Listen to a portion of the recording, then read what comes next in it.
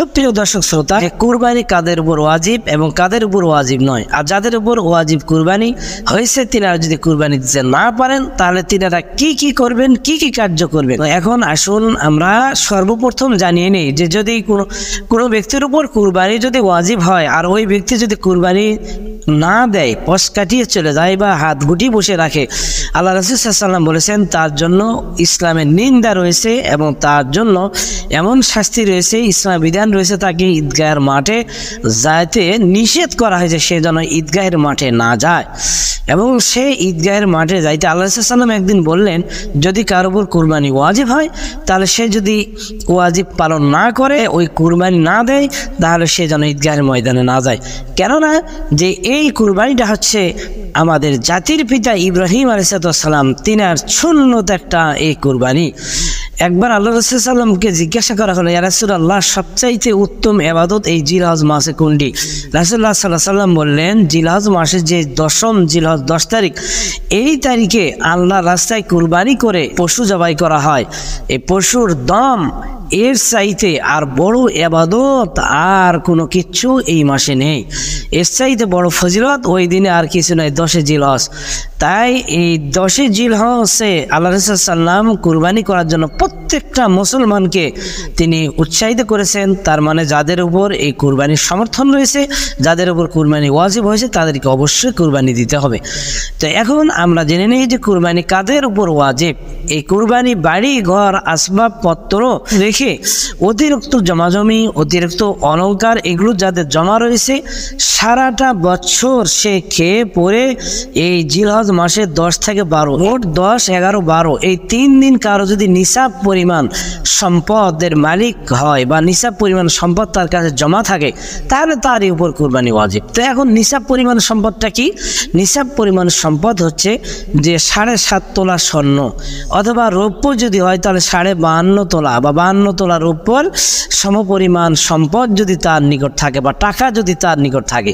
তো এটার টাকা বর্তমান বাজার দেখা যায় যে প্রায় 55,000 টাকা।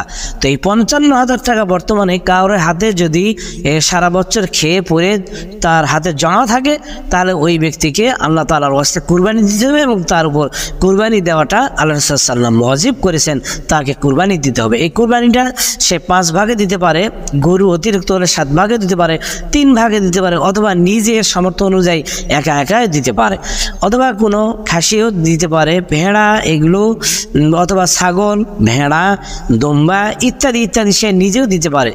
আর কুরবানি যে সমস্ত লোক অনেকে রয়েছেন মোরগ, তারপরে মুরগি, কবুতর, এই সমস্ত ছোট ছোট প্রাণী, এগুলোতে যেগুলা গৃহপালিত ছোট্ট প্রাণী, হাঁস, মুরগি, কবুতর, এগুলোতে কোনো অবস্থায় কুরবানির হক এটি আদায় হবে না এবং এর কুরবানি হবে না। যদি কেউ এই কুরবানির দিনে এগুলি জবাই করে তাহলে তার জন্য শুধুমাত্র মাংস খাওয়াটাই হলো, কিন্তু এগুলোতে কুরবানি হবে না। তো এবার আসুন আমরা সঠিক সমাধানে জেনে নেই যে মূলত যাদের জন্য এই জিলহজ মাসের 10, 11 এবং 12 তারিখের আসর পর্যন্ত এই 55,000 টাকার সম্পদ সারা বছর খাওয়ার পর তার কাছে যদি জমা থাকে 55,000 টাকা, তাহলে ওই ব্যক্তির উপর কুরবানিটা ওয়াজিব হয়ে যাবে, তাকে কুরবানি অবশ্যই দিতে হবে। আর যদি না দেয় তাহলে তাকে ঈদগাহের ময়দানে যাইতে নিষেধ করা হয়েছে।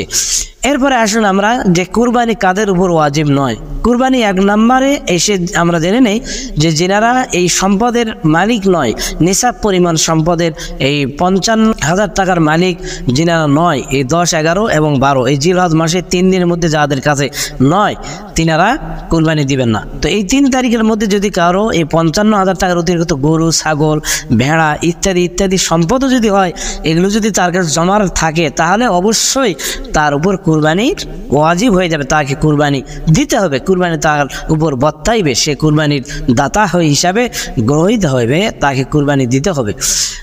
এরপরে আসি আমরা, কোনো পাগল ব্যক্তি যদি হয় তাহলে তার সম্পদ রয়েছে কিন্তু ওই ব্যক্তির জন্য কুরবানি ওয়াজিব নয়। বালক, এতিম বালক যদি তার পিতা না থাকে, দেখা গেল যে বালক বালিকা এতিম, তাদের উপর সম্পদ আছে কিন্তু তাদের উপর কুরবানি ওয়াজিব নয়। তবে এটুকু কথা জানার দরকার, যদি তাদের পক্ষ থেকে কোনো অভিভাবক থাকে কুরবানি দেওয়ার জন্য, তাহলে তিনারা ওই অভিভাবকের মাধ্যমে কুরবানি দিতে পারেন এবং অভিভাবকরা এই কুরবানি দিয়ে দিবে।